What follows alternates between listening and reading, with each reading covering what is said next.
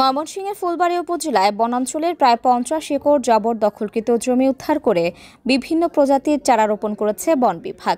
বৃহস্পতিবার সকালে বন বিভাগের কর্মকর্তা ও স্থানীয়দের সহযোগিতায় রসুলপুর রেঞ্জের সন্তোষপুর বিটের রাঙ্গামাটিয়া ফরেস্ট ক্যাম্পের আওতায় রাঙ্গামাটিয়া মৌজায় এ বৃক্ষরোপণ করা হয়।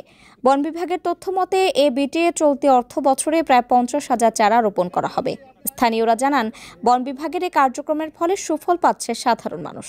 এসব গাছ শুধু পরিবেশই রক্ষা করছে না, একই সঙ্গে কাঠ, ফল ও ঔষধি গাছের মাধ্যমে মানুষ পাচ্ছে আর্থিক সুবিধা। এই ধারা অব্যাহত থাকলে আগামীতে দেশ আরও সবুজ ও বাসযোগ্য হয়ে উঠবে। এজন্য সার্বিকভাবে বনায়ন সৃষ্টি ও রক্ষায় সকলের সহযোগিতা করতে হবে। এই যে চারা রোপণ হইতেছে, এইগুলো আমরা ভবিষ্যতে রক্ষণাবেক্ষণ করলে ভবিষ্যতে এই থেকে আমরা আপনারা সবাই লাভবান হব। এই চারা যেন আমরা নষ্ট না করি, এই চারা যেন আমরা নিজের সন্তানের মতো গড়ে তুলি। বাংলাদেশে বনায়নগুলা সুন্দর থাকুক, পরিবেশ ফিরে আসুক, বন বাঁচলে মানুষ বাঁচবে। নিজ গুণে নিজের দায়িত্ব হিসাবে আমরা এখানে রক্ষণাবেক্ষণকারী করি, তাহলে আমাদের লাভ সুনিশ্চিত। সন্তোষপুর বিট কর্মকর্তা মোহাম্মদ ইমদাদুল হক জানান, সামাজিক বনায়নের আওতায় এবং স্থানীয়দের সম্পৃক্ততায় চারা রোপণ করা হচ্ছে। এতে হত দরিদ্রদের প্লট বরাদ্দ দেওয়া হবে এবং এর মাধ্যমে তারা লাভবান হবেন। 20 হেক্টর অর্থাৎ 50 একর বনভূমি জবরদখল হইতে উদ্ধারপূর্বক আমরা একটা বনায়ন করতে যাচ্ছি। সামাজিক বনায়নের আওতায় এটা বাগান হচ্ছে।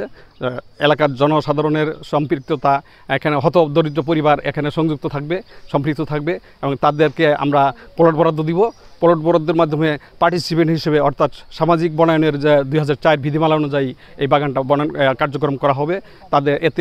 তারা লাভবান হবে।